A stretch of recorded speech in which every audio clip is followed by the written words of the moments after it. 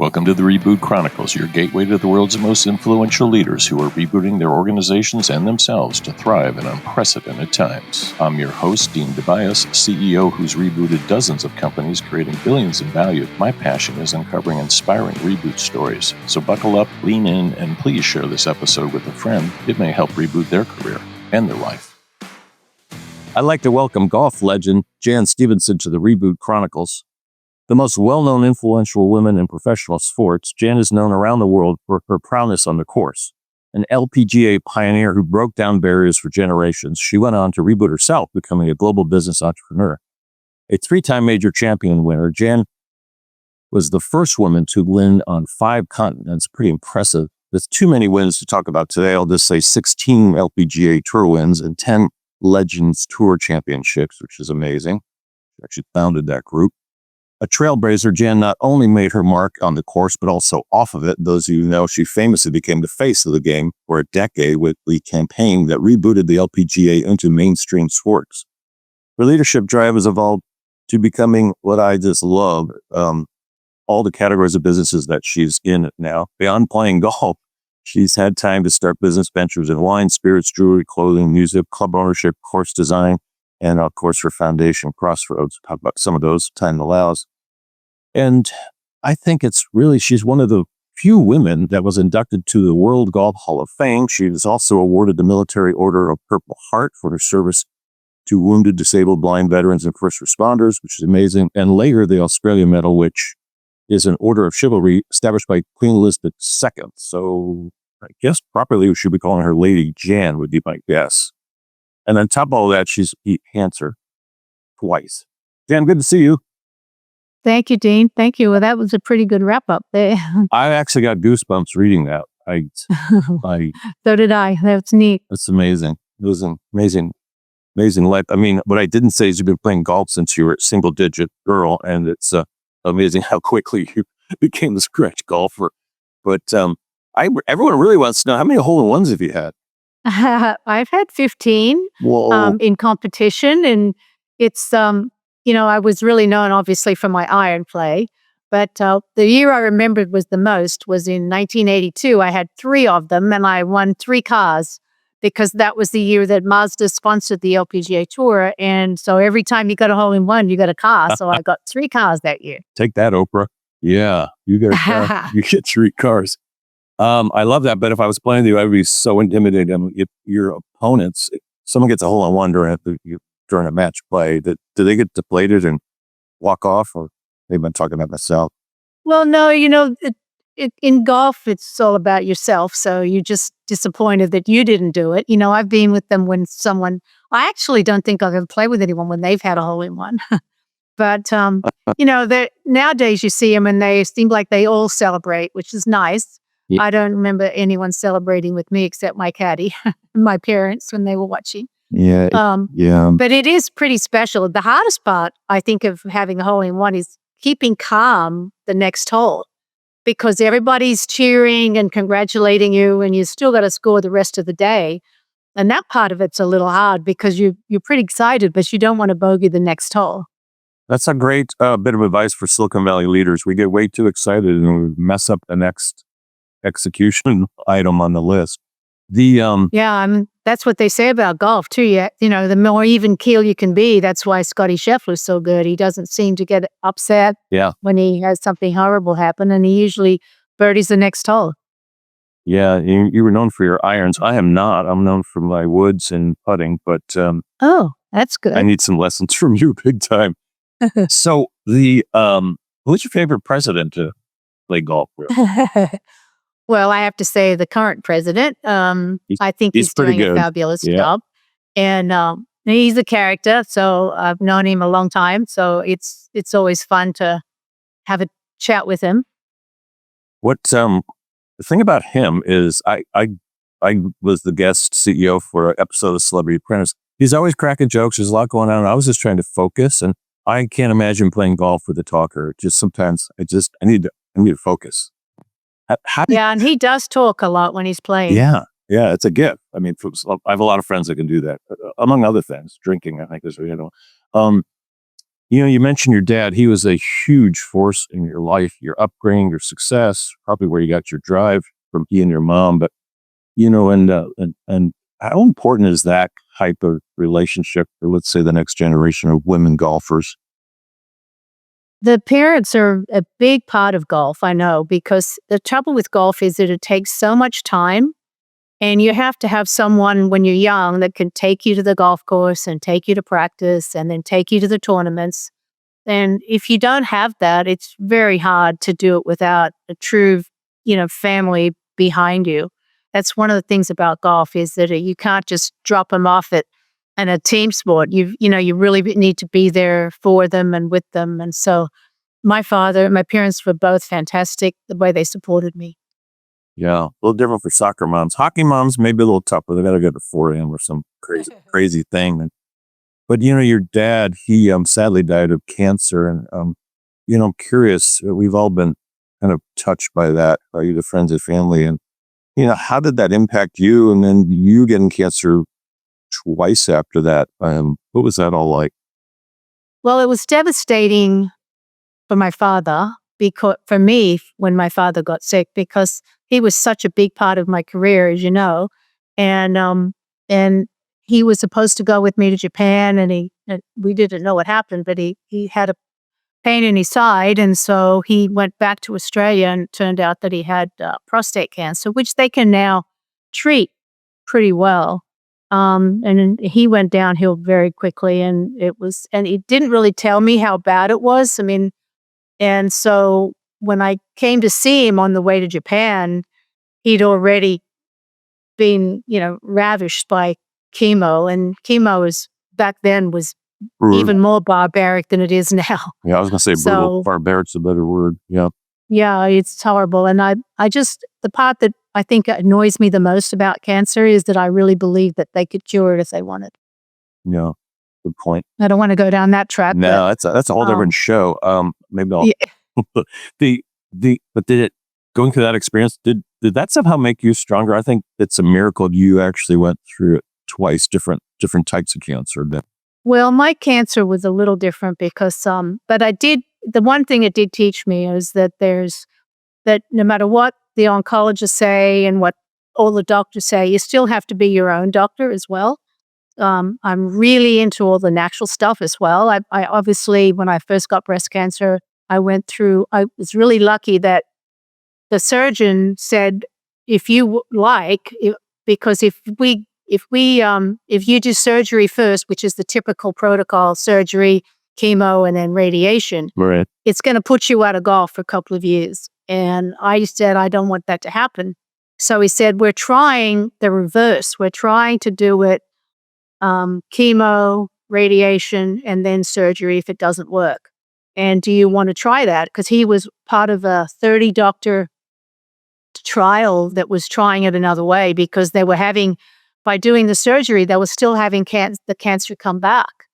And that was supposed to be the reason for taking off your breast. And so I went, absolutely, let's try that. So I did the chemo. I did 18 treatments of chemo, and it worked. I mean, it all disappeared. So we were like, wow, that was a great call.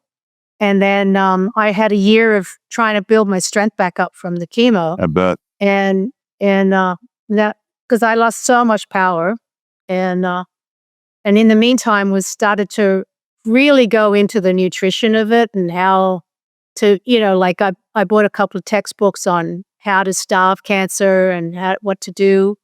So I thought I was cancer free, and I went to play. I had won the week before in a celebrity event, and the next one was 2 weeks later was actually in Atlantic City, and I flew to Atlantic City, and I didn't feel great, but I went out the next day in the Pro-Am, and I was warming up, and I missed about a 2-foot putt in just warm up, and I went, something's wrong, because I'm a really good putter. You're a good putter. And I'm not betting against you. And then my teammates asked me to sign a golf ball each, and I couldn't sign my name. And I went, something's wrong. So I called my manager, and he said, somehow get from Atlantic City to Philly and get home, because I thought I was having a stroke. Yeah. So we went straight to the emergency room when we got back to Florida, and they did an MRI. They said, there's nothing wrong with your heart. You're not having a heart attack. And so they did an MRI and they said, you've got 18 tumors in your brain. And I was like, what? And that's why I was so dizzy and couldn't even write my name. So I just changed oncologists because the first oncologist I had, she was mad at the surgeon for saying, let's not do surgery. She was really tough and very cold and didn't understand that I was a golfer and wanted to try to see if I could still play.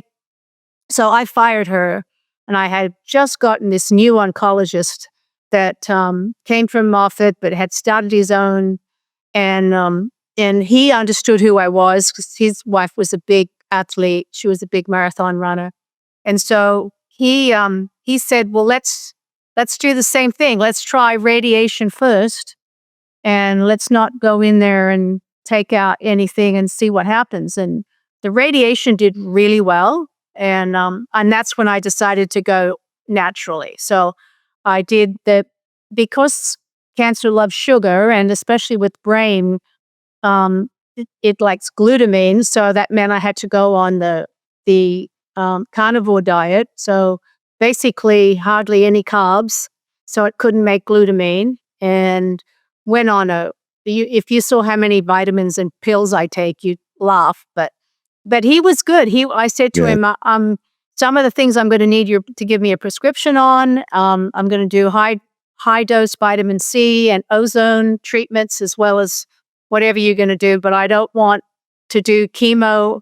I'm not putting a PICC line in, and I'm not putting a port in. So figure out what else you can do. I like that. And so we do it. I do an immunotherapy every 3 weeks, and I do chemo pills, and I feel fantastic.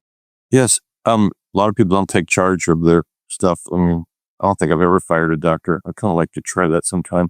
But that's one of the reasons I wanted to have you on, because you just have such a tenacity. We're not going to go through all the other things you've gone through. You've gone through a lot of hell and injuries, and been attacked once, or freaking basketball game, all that stuff. Where do you get your tenacity up, continue to bounce back, both in business and on I know you said your power is not, of course, those of you that aren't golfers, it's all about power, and but that's normal. But how do you bounce back? Did all of that give you more strength? I don't know. That's actually a good point. Everybody always calls me the ever-ready bunny because I just keep coming back, and it's like I got mugged, and then I broke. You're definitely blessed. That's for sure. Get in a car wreck and come back, and it's like I'm not going to give up. I mean, it's part of golf. I'm writing. Actually, the people at the hospital have asked me if I would write a book on how to handle cancer and try to be your own doctor, because I'm surprised that they are supportive of it, but they can't believe the results that I've gotten from it. Right. I was going to kind of go back into business there because I want to hear about your transition. But, you played and done deals with and partnered with a lot of the greats, like Norman and Jack Nicklaus and all these guys. What's that been like, hanging out with legends and, not just shooting the shit. You're actually, you're doing things with them that they're making an impact around the world over the years. Thank you. I appreciate that. But yeah, I've been very fortunate to have been at the era, even from the very beginning of the LPGA, like a Patty Berg and a Mickey Wright, got to play with them when in my rookie year before they quit. And of course, playing with Arnold Palmer and Jack Nicklaus and Greg Norman. I mean, I've played with the big boys. I forgot about Arnold. Yes, of course. Sorry. Well, yeah, so it's pretty incredible and they've all got something special. I mean, there's no question. Gibbs. Yep. Tiger. Tiger is a bit of a disappointment. He's totally changed over the years. Where Arnold and Gary Player stayed the same. They stayed consistent. They enjoyed. I don't want to say they enjoyed the public, but they felt like they gave back. Yep. Whereas Tiger changed when Tiger was young. Because they did. Yeah, I mean, I've known Tiger since he was probably 10 years old. Yeah, his dad used to bring him to when we played in LA. You probably and gave him watched him. tips. Yeah. Yeah, well, actually, it was actually funny because Tiger would come to watch us play in Rancho Park, and Earl would always say, "My son's going to be the greatest golfer in the world," and I would just go, "Yeah, I hear that all the time." But he was right; he did become the greatest. But Yeah. and I've known Tiger a long time, but he's not even that friendly anymore. Yeah, I know. Everyone deserves a reboot. We give everyone a chance, and maybe we'll have them on and talk through that. But you do. The other thing I love about you is that you're a good trainer. You could probably fix my iron game, but you're helping the next generation of women. A couple of them have already made it, and I hope they thank you. What do you think about the LPGA today? Are you happy with the way it is? It's drastically changed. Does it feel right where it is, where it's going?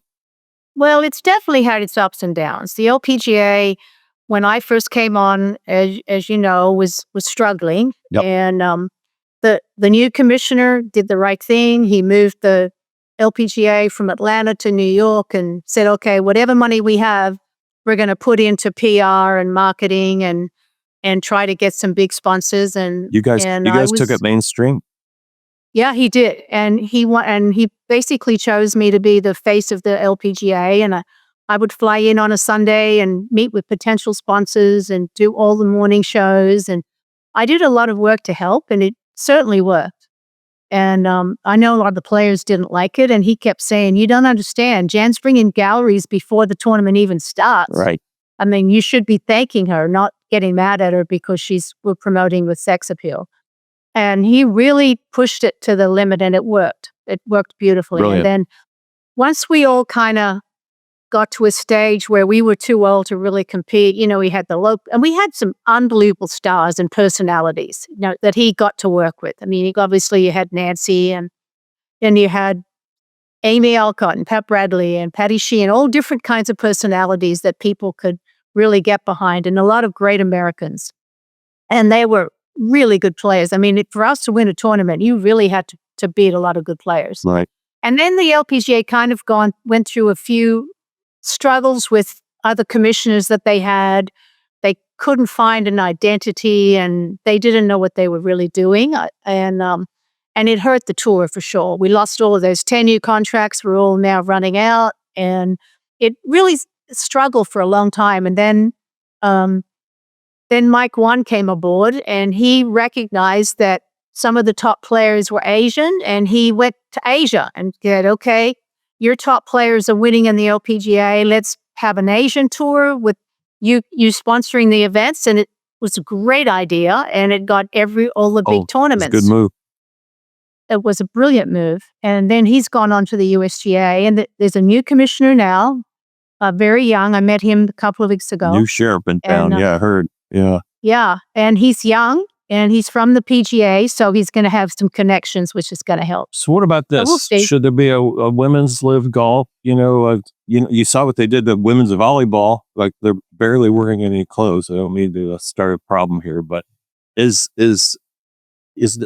see a potential to like re-energize it, doing something totally different from the men? Absolutely, and I actually flew to Boston when Liv was playing up at the International, and I tried to talk to Greg and say that. Yeah. Say, come on, the LPGA is struggling again. My blonde's gone. Why don't you try to help the tour, both in Europe and in America, because there's such great players, and they're not playing for very much money, and you could take over the whole thing from what probably spend on one tournament. Exactly. Exactly. And they actually, in our private equity circles, we call that a great deal. Yeah, exactly. But he said, "No, I'm not interested in the women's golf," which was probably typical Greg. And but they did put some money into the European tour, so I'm happy about that. The women's European tours they brought a tournament over here last year. I played in the Pro-Am. And it was sponsored by the Saudis, and it was a really neat event. Yeah. And I thought that might kick it off, but they didn't come back. They have some support in Europe. The Saudis are supporting the women in Europe, which is good. But it needs something like that. Right. I've actually tried to go to the PGA and ask for a mixed President's Cup. That's a great idea because I tried that because you know why? Because Asians are on the women's tour are huge. I mean, they are all the ones that are winning every week, and yet our President's Cup in the men, it gets killed by the Americans every year. But if you combined them, it would be different from the Solheim, from the Ryder Cup, and it would. It'd really work it's one of because the reasons, you could have. It's one of the reasons I love this game. We were talking before. It's like it's the only sport where men and women can play together. There's a handicap system that figures it all out. And I'm down here in Naples where you won your first tournament. It's like, all right, let's do the first. Let's do the first one down here. I'll sign up for helping. I know. I think it's a great idea because you could have. Yeah, you could have the mixed. You could have a man and a woman playing a man and a woman on the Europeans on the American side, and then the individual could be on the last day. The women can go against the women, and the men can go against the men. I just think it would be so different, and everybody would love to see it because look how much mixed golf you play every other time, all the time. So that's actually some of my favorite. The more recreational, of course, I can't compare, but the idea of teams, like 2 men, 2 women on one team, that would be powerful. You got a good mix. I think that'd be great. So, everybody wants to know what's been your journey like going to the entrepreneurial world? You've done amazing things from, wine and spirits and jewelry and clothing and golf courses and now technology. We'll jump into that at the end. But what was it like for you personally though? Well, I love the challenge of something new. And and I just feel like that there's still so many things that can be done with women. And I mean, it's great with golf because you can, as you know, you can do so much business on the golf course. And I started the wine business because I had an Australian winemaker that was famous, and he was winemaker of the year in Australia. So I knew him very well, and he was a big golfer. So we got started in the wine business, but the hardest part was that being in California, because he wanted his kids to go through school in America, so it worked out great. And it did very well, but the hardest part about it is I didn't realize it's not like Australia where you can get one distributor. I mean, here you've got to get 50 distributors. It's a train wreck, yeah. It's one of the toughest industries. And it's a lot of work. Yep. And in 2019, I was on the road 48 weeks of the year, meeting with distributors, doing wine tastings at all the country clubs. And I'm like, is this really worth the money I'm making? It's not that much. No, it's not. By the time you pay for everything, I'm like, I don't really need this. It's a lifestyle business. Yeah. And so I sold it during COVID. And my winemaker went back to Australia, and he's been bugging me to now that he's at a new winery to get started, but I don't know if I want to. Amazing. But in the meantime, there's amazing Australian vineyards you could definitely influence. Yeah, but it certainly was an interesting. I had never been in that business, and I didn't realize how hard it is. Of all the ones of all the businesses I've been in. Yeah, I'm just wondering which one you like the best. Are there the ones that have to do with more to do with golf? I think the liquor business is way easier than wine because you're not as tied to the weather. And it's one skew. I mean, really, all you're doing is basically just buying the grains and making liquor. You can make it anywhere. I mean, obviously, it's nice when you have good water, like in Kentucky for bourbon, and where we did in Utah, because their water's so good there, coming down from the mountains. But it's not as hard as the wine business, for sure. You're doing a golf course technology play. You're speaking of water. How's that going? I'm excited about it. It's a challenge because nobody wants to break the mold and be the first to do anything. I mean, the toxic chemical mold, is that the one you're talking about? Exactly. Big Pharma controls the medical business, and they also control the golf course business. I always tell people, why the grass is so green? They don't want to know. That's funny because they the chemicals that are put on golf courses is astronomical. And if you don't, it won't look like it does on TV. You know, it takes a lot to make a golf course look like that. It's a lot of money and a lot of work. And this new technology, they're trying to push green technology on the golf course because everybody knows how expensive it is to actually have a beautiful golf course. And it's a lot of work. And then by the time you have to do the new design, and now the irrigation costs so much money to put in irrigation. The new irrigation costs so much. And so I really liked the technology of being able to, this way they've been able to infuse, they've been able to get the bubbles so tiny that they can actually infuse the oxygen into water, which is a new technology, and it's brilliant. And so now all of this reclaimed water in Florida that's really bad and only probably has 2 parts per million of oxygen, you can now give it more than what you can get with rainwater, which is between 8 and 10 parts per million. So it's making the golf course and the roots stronger, so they won't have to have as many chemicals. I like that part of it's good. I like it. And now with, having to control the pH because of all the chemicals has been a problem. But now we've figured out that we can actually just add ozone and with that as well. So on property, you have an oxygen maker like you have in the hospitals. You can make ozone that kills the bacteria without having to use chemicals. And now we can use carbon dioxide as our pH control. So it's really been huge. Nice.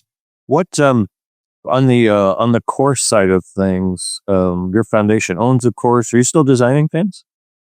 Well, I love design. That's probably my most favorite thing to do is design. Knew it. I mean, I renovate in my head every course I play. I change it, thinking this is.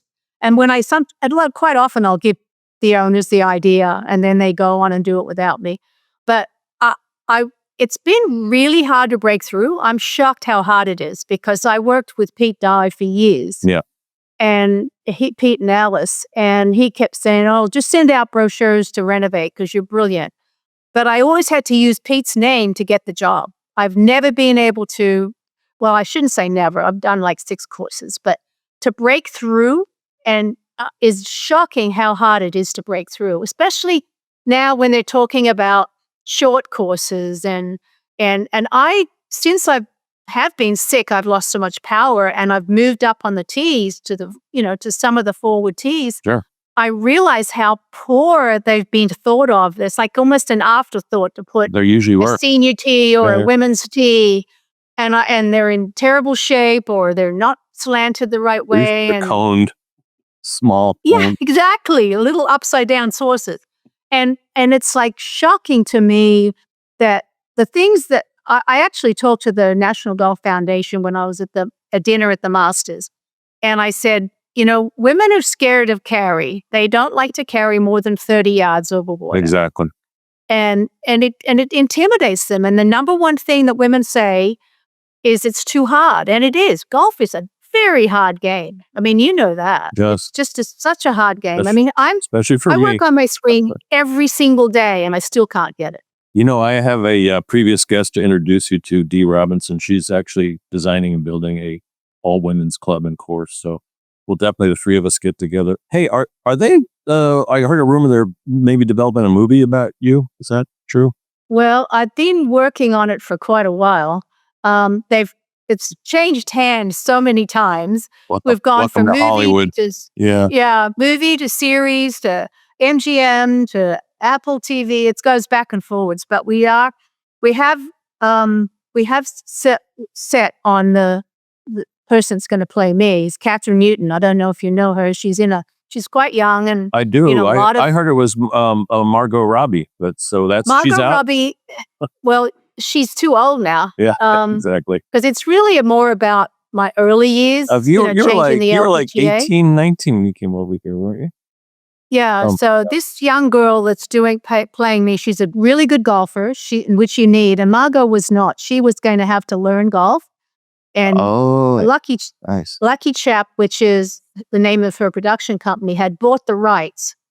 And we had to sit on it for 2 years. And she she changed the script and wanted it to be more like an I, Tanya, where I was downtrodden and the poor little me kind of thing. And I said, that's not the case. My parents gave up everything for me to make They it. did, So you're changing the story. And she's like, well, and then she had me, had me having sex in the parking lot before I played and stuff like that. And I said, that just doesn't happen in golf. Number one, I had huge galleries whenever I showed up. And that's not my story. And she basically said, well, then then that's the highway for you because I'm not going to do it. And I said, okay. So then we had to start all over again. Yeah. It's a good thing you did. So, yeah, they try to sensationalize characters and totally misrepresent your life for ratings. I mean, it's an old trick.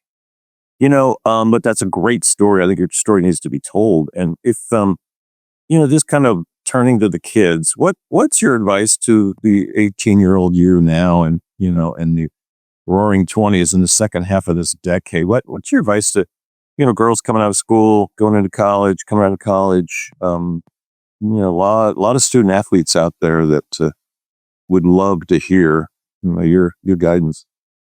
Well, no question that setting goals is really, really important.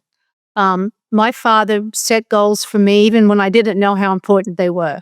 He would say, look at all those condos up there. Well, we didn't call them condos, and he'd go, you could own those if you, get up early in the morning, and you could win a US Open if you get up and practice when you don't want to. And he would setting goals, writing them down, and actually, when I tell some of the college kids and I teach them, I want you to write it on a piece of paper and put it in your golf bag, exactly what you want. I wanted a 308 Ferrari, and I got my 308 Ferrari, but it was really important to me to have one like Magnum. And, because of all of the money you make, and then it'd be like, okay, my account would say, this much is for the bills, this much is for future, and this is what you've got to spend. And so it was like, okay, I want that spending money.